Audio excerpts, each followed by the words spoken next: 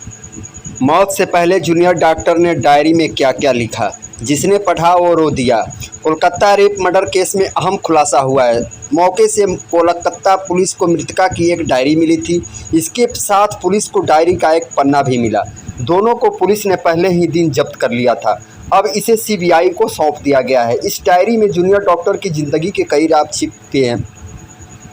तो नमस्कार साथियों, फिर से स्वागत है हमारे चैनल सोनू पंडित ऑफिशियल में। आपका वही छोटा भाई छोटा दोस्त सोनू पंडित अपने चैनल पे आपका बहुत बहुत स्वागत और मोस्ट वेलकम करता है।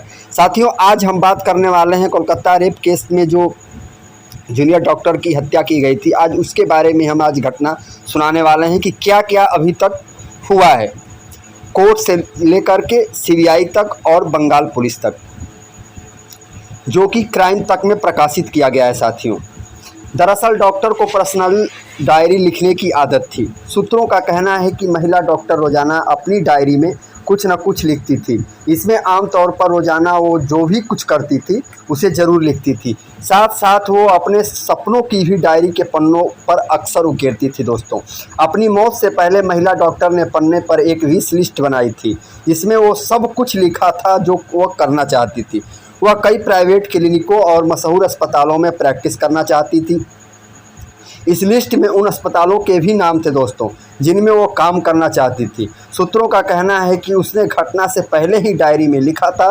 हालांकि उसकी इस डायरी का एक पेज अलग मिला है। इसमें क्या लिखा है, क्या लिखा था, इसको लेकर अब तक खुलासा नहीं हो पाया है। दोस्तों, मृतका ने लिखा था कि वह आने वाले वक्त में मेडिकल फील्ड में गोल्ड मेडल जीतना चाहती है।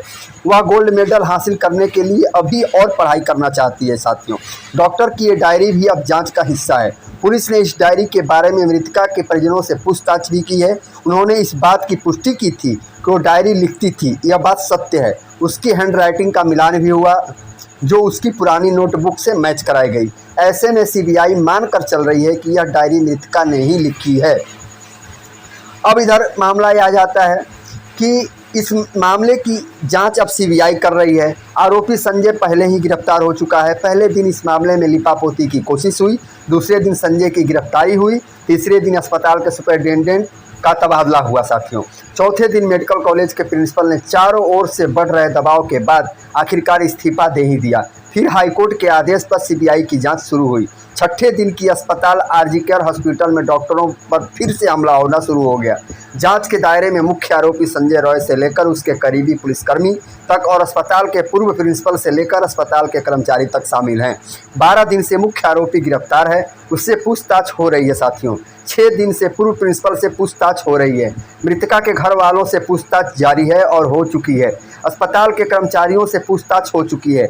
आरोपियों के करीबियों से पूछताछ हो चुकी है। अब नार्को पॉलीग्राफ के जरिए सीबीआई जानना चाहती है आरोपी ने जो बयान दिया है, या वह झूठ है या सच है, या वह और कुछ छिपा रहा है।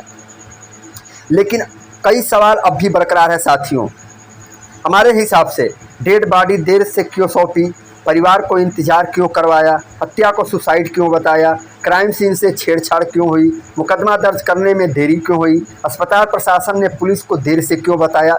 ये तमाम सवाल है जिसका कि अभी हल तलाशना जरूरी है और बेहद ही आवश्यक है। सुप्रीम कोर्ट ने भी मामले को संज्ञान में लिया था, एक एक बारीकी पर गौर किया था।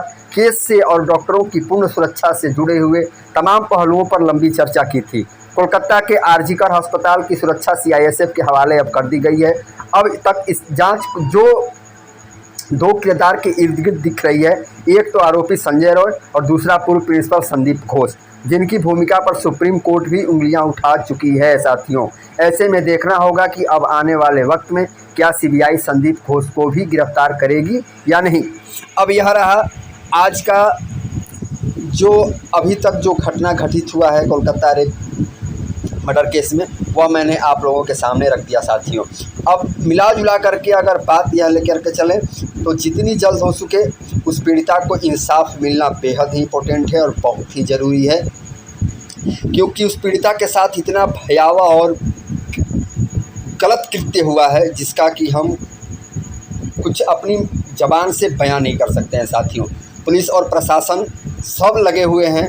केंद्र सरकार की सीबीआई और राज्य सरकार की पुलिस भी लगी हुई है। अब देखते हैं कि इसमें कौन कौन आरोपी हैं और कौन कौन इसमें निर्दोष हैं। यह तो जांच का विषय है, इसमें हम और आप कुछ कह नहीं साथियों।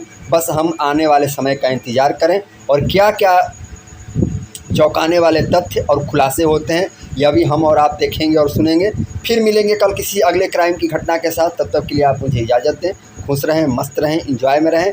जाते जाते आपसे हाथ जोड़ के रिक्वेस्ट है कि चैनल को आप सब्सक्राइब ज़रूर कर लें।